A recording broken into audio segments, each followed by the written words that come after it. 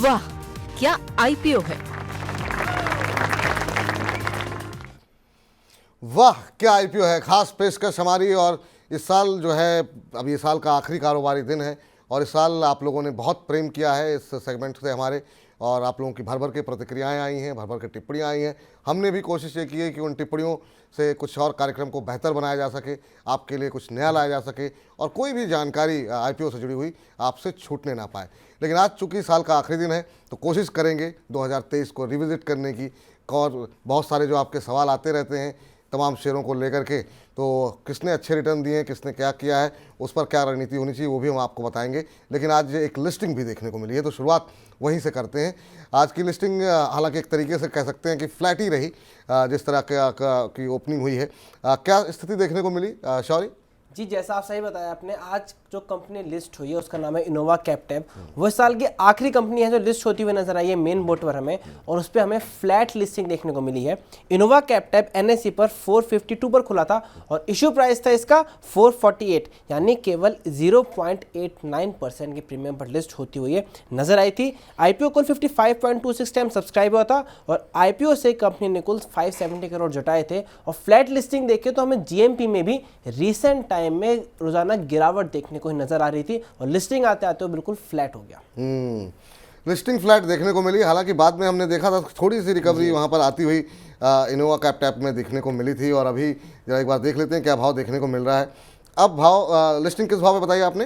ये लिस्टिंग थी 452 पर। 452 पर। लेकिन ये होता है कि अगर लिस्टिंग खराब हो और जो है अच्छी ना हो तो उसके बाद जो है हम देखते हैं काफ़ी सारे बायर्स आ जाते हैं। अब 542 का भाव देखने को मिल रहा है, तो शानदार रिकवरी है एक तरीके से। तो मुझे लगता है सेकेंडरी मार्केट, जिन लोगों ने थोड़ा धैर्य दिखाया होगा, जिनके जो तुरंत नहीं बेचा होगा लिस्टिंग के समय, उनको अच्छे रिटर्न अब मिलते हुए दिखाई दे रहे हैं। 542 का भाव देखने को मिल रहा है। सर, इनोवा कैपिटल सुस्त लिस्टिंग, फ्लैट लिस्टिंग, लेकिन उसके बाद से लोगों के पैसे बने। अब मुझे नहीं पता कि कितने लोग निकल गए, कितने लोग बने रहे वहाँ पर, लेकिन ये है कि लोगों ने जो सेकेंडरी मार्केट से भी जिन्होंने एंट्री ली होगी उनके भी कुछ पैसे बनते हुए दिखाई दे रहे हैं। अभी क्या स्ट्रेटजी होनी चाहिए सर इनोवा में?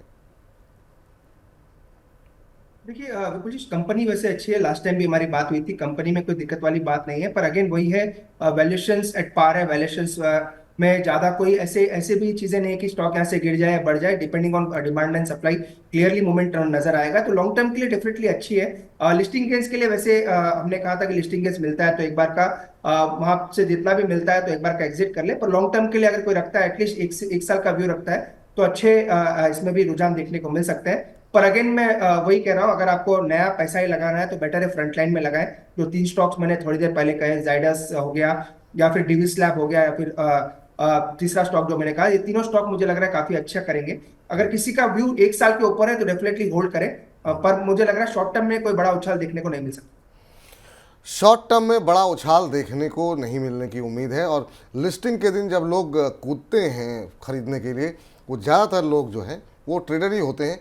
तो अगर आप ट्रेडिंग मानसिकता से एंट्री ले रहे हैं तो अब रैली आ चुकी है, तो वहाँ पर आपको लिए बहुत ज़्यादा अपसाइड नहीं है। हाँ, 1 साल से ऊपर का नज़रिया है, इन्वेस्टमेंट करना चाह रहे हैं तो अरुण जी का मानना है कि आप एंट्री अभी कर सकते हैं।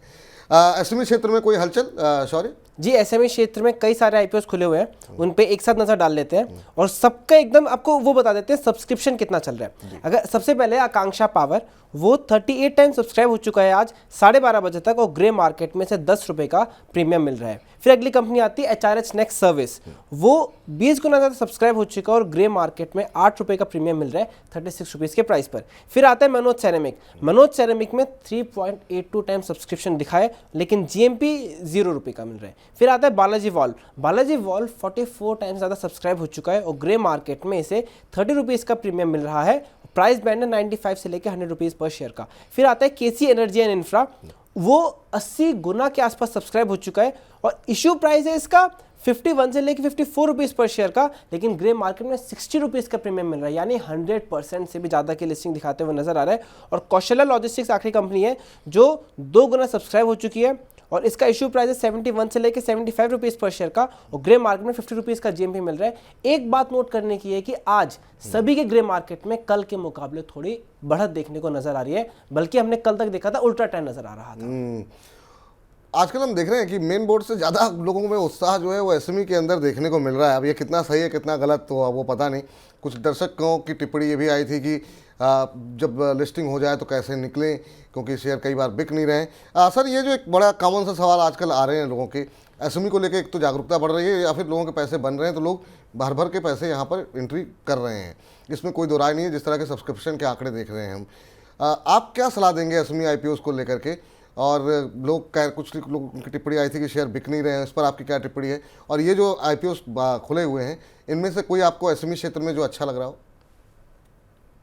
विपुल जी, इस चीज पे हमने एक महीने 1.5 महीने पहले भी डिस्कशन किया था कि एसएमई आईपीओ ऐसे आईपीओ रहेंगे जहाँ पे आपको थोड़ा बहुत लगेगा कि पैसा अच्छा बन रहा है, पर रिस्क भी काफी बड़ा है। तो यूजुअली हमने जो भी रिकमेंड किया है, यूजुअली लिस्टिंग गेन्स के लिए रिकमेंड किया है। कोई लंबे अवधि के लिए बाई करने की सलाह नहीं है, क्योंकि इस ओवरऑल क्षेत्र में काफी रेगुलेशंस आ सकते हैं आने वाले दिनों में। आपको गवर्नमेंट या फिर रेगुलेटर की तरफ से काफी रेगुलेशंस देखने को मिल सकते हैं। तो एक चीज का ध्यान रखें, अगर आपका निवेश एसएमई में है तो तैयार रहें कि रेगुलेशंस या फिर नए तरीके के रूल्स इस सेगमेंट के लिए बन सकते हैं, तो उस चीज के लिए आपको जरूर तैयार रहना है। अगेन, अगर कोई लिस्टिंग गेन्स के लिए बाई करना चाहता है तो उसमें कोई दिक्कत वाली बात नहीं है, क्योंकि लिस्टिंग गेन्स के लिए यूजुअली वॉल्यूम्स अच्छे होते हैं और लिस्टिंग डे के दिन आपको एग्जिट भी मिल जाता है। तो जहां तक पूरे आईपीओ की बात है, केसी इंफ्रा मुझे लग रहा है ये एक अच्छा आईपीओ, इस पे हमने सलाह दी है प्योरली लिस्टिंग गेन्स के लिए। अगेन, ये अलॉटमेंट आना काफी मुश्किल है, ऑलरेडी बड़ा पैसा ऑलरेडी लग चुका है इस ओवरऑल आईपीओ में। पर एक ही स्टॉक पे है जिसपे सलाह दी है कि एटलीस्ट लिस्टिंग गेन्स के लिए बाई करें।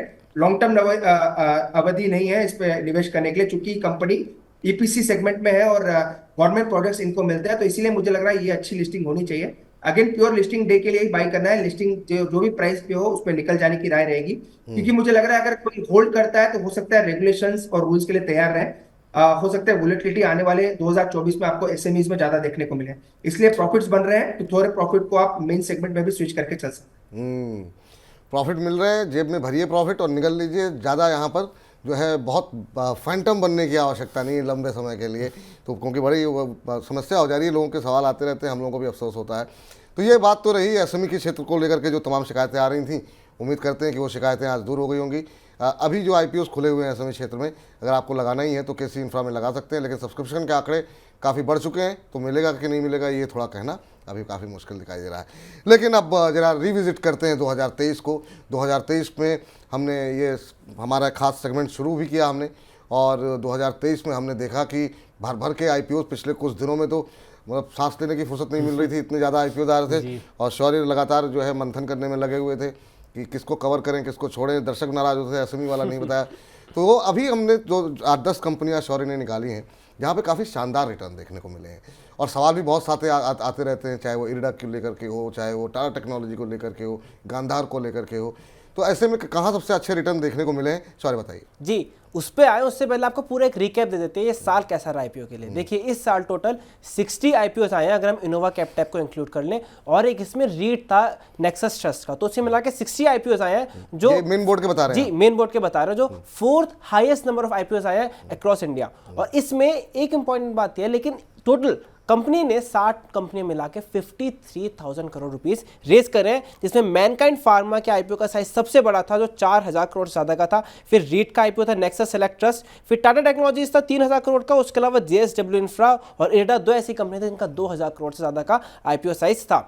अब ये तो हो गई बेसिक डेटा, लेकिन उस पर बात करते हैं जिस पर निवेशकों का सबसे ज्यादा इंटरेस्ट रहता है कि लिस्टिंग किन आईपीओ में जबरदस्त रही है। वो आपके स्क्रीन के सामने है। ये 10 कंपनियां वो हैं जिन्होंने इस साल सबसे ज्यादा लिस्टिंग दी है, और जैसा आप देख सकते हैं जिस कंपनी का सबसे ज्यादा इंतजार था वो थे टाटा टेक्नोलॉजीज, और टाटा टेक्नोलॉजीज ने सबसे ज्यादा लिस्टिंग दी है। अब इस टेबल में देखें तो आपको एक इंटरेस्टिंग पॉइंट नजर आएगा, बहुत ज्यादा डाइवर्सिटी है।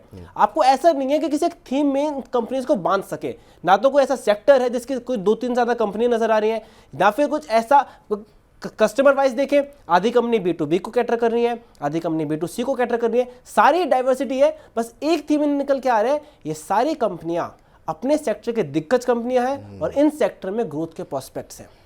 बिल्कुल, और बहुत सारी कंपनियां तो ऐसी भी रहीं कि जो अपने क्षेत्र में एक तरीके से अकेली ही काम काज कर रही, मोनोपोली जैसी स्थिति देखने को मिली है। तो निश्चित रूप से वहां पर नई तकनीक के साथ जो कंपनियां आ रही हैं उनको हमने देखा कि लोगों ने हाथों हाथ लिया है, या फिर जहां पर ब्रांड मजबूत था। जैसे टाटा के साथ तो ये बड़ी बात थी कि टाटा नाम ही काफ़ी है। तो टाटा टेक्नोलॉजी 140% का रिटर्न, मोतीसन ज्वेलर्स जेमसन ज्वेलरी में भी 98% का रिटर्न, आइडिया फोर्स टेक्नोलॉजी 93%, न्यूटेप टेक्नोलॉजी 90%, डोम्स में हमने देखा 70% का लिस्टिंग गेन देखने को मिला। एरोफ्लेक्स इंडस्ट्रीज़ में काफ़ी शानदार। गांधार ऑयल को लेकर के लगातार अभी भी प्रश्न आते रहते हैं, तो जिनके पास अभी है उन्हें क्या करना चाहिए, अरुण जी से चल के पूछते हैं। अभी 74% के आसपास विष्णु प्रकाश ने काफ़ी शानदार रिटर्न दिया। अभी कल परसों इनको एक ऑर्डर की भी बड़ी खबर निकल के आई थी विष्णु प्रकाश को लेकर के, और यहाँ पर कंपनी के नंबर्स अच्छे दिखाई दे रहे हैं, इसलिए अभी भी सकारात्मक रुझान शेयर के अंदर देखने को मिल रहा है। फ्लेयर राइटिंग, इसने थोड़ा सा लिस्टिंग गेन तो काफ़ी अच्छा दिया, लेकिन उसके बाद से ये शेयर जिस तरीके से टूटा है, काफ़ी लोग जो है ऊपर के लेवल पे ट्रैप हो गए हैं, और उस पर भी काफ़ी सवाल आते हैं फ्लेयर राइटिंग को लेकर के। और यहाँ पे जिस दिन लिस्टिंग हुई उस दिन काफ़ी शानदार हुई, तुरंत अब लोअर सर्किट लग गया, उसका 2-3 दिन तक हमने देखा लोअर सर्किट जो है वहाँ लगता हुआ दिखाई दिया। अरुण सर, ये जो लिस्ट है, इस लिस्ट में 2-4 नाम तो बड़े कॉमन हैं जो कि हर रोज़ आ रहे हैं। उसमें इरडा है, उसमें गांधार ऑयल है, उसमें टाटा टेक्नोलॉजीज़ हैं, जिसमें लोग निवेशित हैं और जानना चाह रहे हैं कि अभी क्या करना चाहिए। तो आपकी राय क्या होगी सर इन तमाम 4-5 कंपनियों को लेकर के? और एक फ्लेयर राइटिंग पे भी आपकी राय जानना चाहेंगे, जहाँ पे लोग फंस गए हैं, जहाँ पे लिस्टिंग तो भले ही अच्छी दिखा रही है, लेकिन वाकई में जो स्थिति है, लोग ट्रैप हुए पड़े हैं वहाँ। बिल्कुल जी, ओवरऑल अगर आप लिस्टिंग्स की बात करें तो 3 से 4 स्टॉक अभी भी मेरे फेवरेट है। अगेन मैं वो रिपीट कर देता हूँ। तो टाटा टेक्नोलॉजी तो डेफिनेटली उस पर हमने एक राय बना रखी है, जब भी वो स्टॉक 1100 के आसपास आता है तो हमको बाई करने की सलाह दी है। और सेकेंडली IREDA, ये स्टॉक 2024 के लिए एक बड़ा जेम हो सकता है। अगर इसमें गिरावट में ये स्टॉक मिलता है तो सेकंड वो स्टॉक रहेगा। थर्ड स्टॉक VPRPL मुझे काफी अच्छा लगता है, क्योंकि इंफ्रा स्पेस में है और अच्छे ऑर्डर्स इनको मिल रहे हैं, तो VPRPL में जरूर आपको अपनी बाइंग का रेडार पे जरूर रखना चाहिए। तो ये 3 स्टॉक तो डेफिनेटली रहेंगे।